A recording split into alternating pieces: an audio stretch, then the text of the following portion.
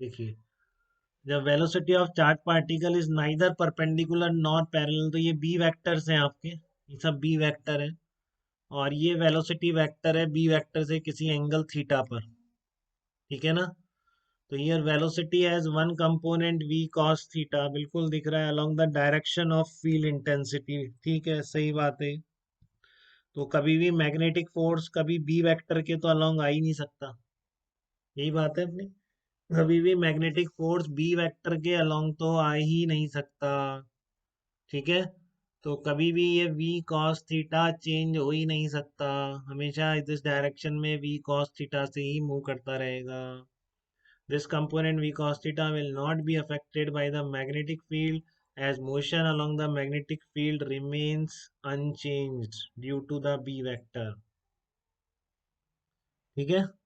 तो motion in a plane perpendicular to B vector will be circular with speed v sin theta, ठीक है ना। अब देखो इसका ये कंपोनेंट तो अनचेंज रहा, और जो v sin थीटा है वो भी चेंज नहीं हो सकता, ठीक है ना।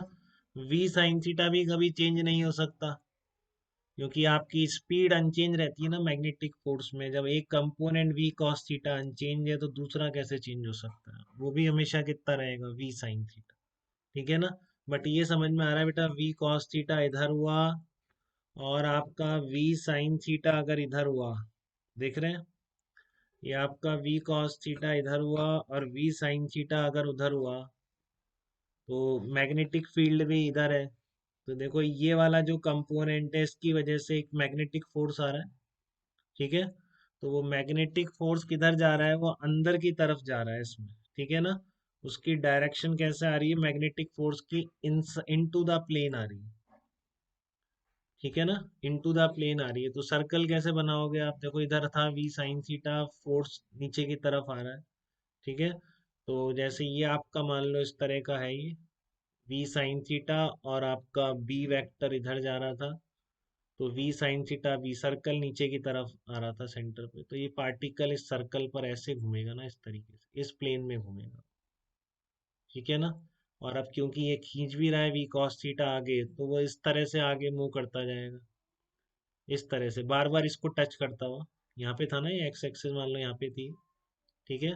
तो बार बार इसको ऐसे टच करता हुआ इस तरह से वो आगे बढ़ता जाएगा। ये मैंने इसमें लाइन फालतू में इधर खींच दी, तो ये कैसे आगे बढ़ेगा एक्स एक्सिस पे, कैसे टच करेगा, मान लो ये बी वेक्टर वाली लाइन थी, तो ये इस तरह से टच करता हुआ बी वेक्टर के परपेंडिकुलर प्लेन में सर्कुलर मोशन करता हुआ आगे बढ़ता रहेगा इस तरीके, ठीक है ना। अब क्योंकि आपका टाइम पीरियड कांस्टेंट है, देखो अब पिच क्या होती है, एक सिंगल चक्कर में कितना आगे बढ़ गया, ठीक है। तो आपका यहाँ पे टाइम पीरियड तो कांस्टेंट है, वो तो स्पीड से फर्क थोड़ी नहीं पड़ता, 2 पाई m/क्यूब सर्कुलर मोशन का जो टाइम पीरियड है, ठीक है ना। इसके परपेंडिकुलर प्लेन में बिल्कुल सर्कुलर मोशन है बेटा, जैसे कि पहले आपने पढ़ी है अभी पहले वाले केस में, but speed v sin theta और कोई डिफरेंस नहीं, ठीक है ना। इसके बी वेक्टर के जो परपेंडिकुलर प्लेन है, या आपने क्या लिखा है यहाँ पर, v है, v cos theta v sin theta, तो बी वेक्टर के परपेंडिकुलर प्लेन में v sin थीटा से बिल्कुल सर्कुलर मोशन हो रही है। रेडियस भी आप लिख सकते हैं, क्या लिखोगे उसमें, v की जगह बस v sin theta upon q B कर दो, ये रेडियस ऑफ हेलिकल पाथ आ जाएगी। ये एक सर्कुलर मोशन में चक्कर में टाइम कितना लगा, और फिर आपसे पूछता है पिच कितनी है दो सर्कल्स के बीच की डिस्टेंस, इस तरह के हेलिकल मोशन में, तो वो कितनी होगी, v cos थीटा तो चेंज हो ही नहीं सकता, इनटू एक चक्कर में लगने वाला टाइम, ठीक है। तो देखो इंडिपेंडेंट आ रही है क्योंकि सब कांस्टेंट है, तो v cos थीटा कांस्टेंट है, और ये टाइम पीरियड जो है एक चक्कर का वो भी कांस्टेंट है। तो इम्पोर्टेंट बात है कि बी वेक्टर के जो परपेंडिकुलर प्लेन है, जैसे मान लो आप ये x कह देते हो, तो ये वाई जेड प्लेन में बिल्कुल सर्कुलर मोशन है, ठीक है ना।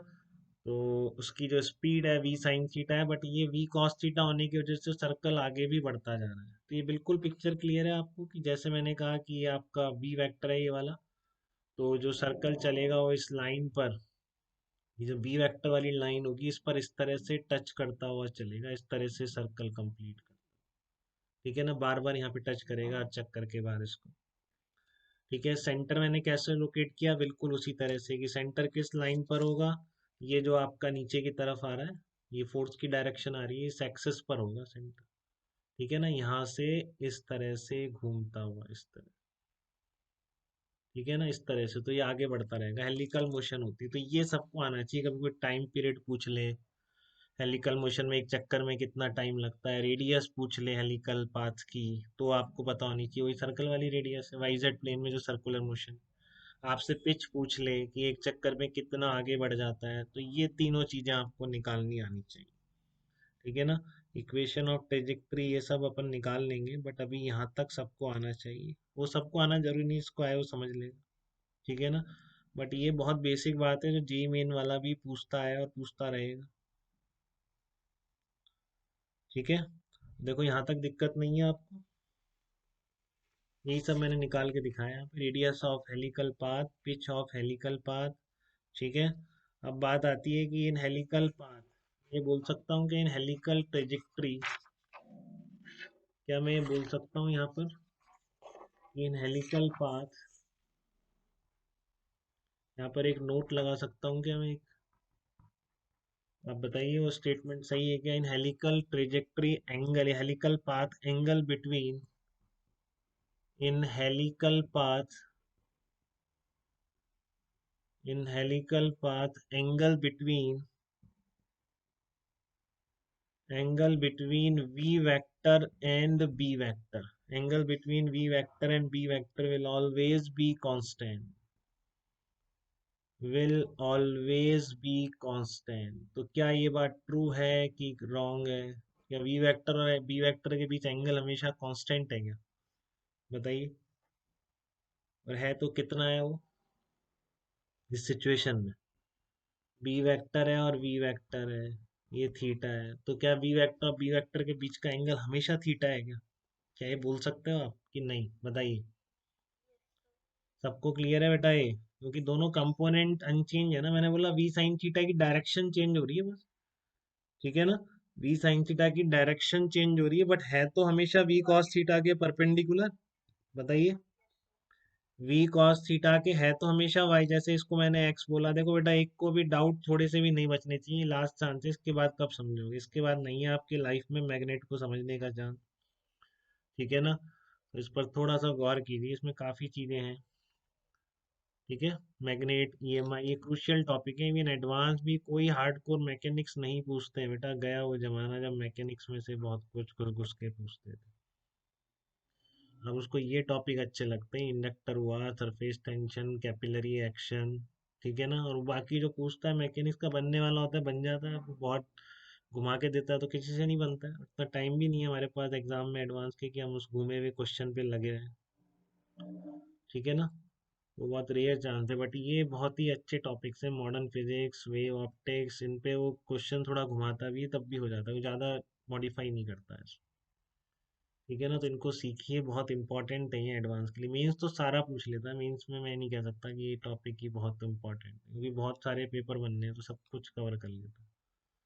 तो in helical path angle between we vector and B vector will always be constant. देखो आपका वी कॉस थीटा वही है हमेशा।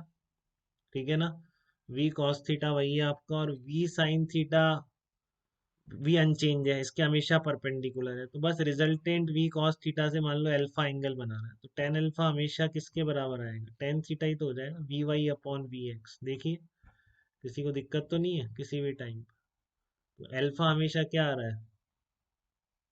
अल्फा हमेशा किसके बराबर आ रहा है? थीटा के बराबर ही।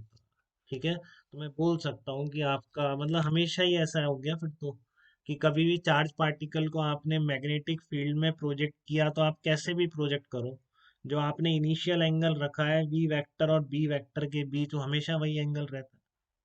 ठीक है, तो आपको ये लिख दूं क्या यहाँ पे? देखो, कोई डाउट तो नहीं लग रहा है इसमें कि अगर वी वेक्टर को आपने बी वेक्टर में फेंका है, ठीक है ना, विद वी वेक्टर, तो in B vector, in any case, देख लो कोई इसका एक्सेप्शन तो नहीं दिख रहा है आपको कहीं कुछ?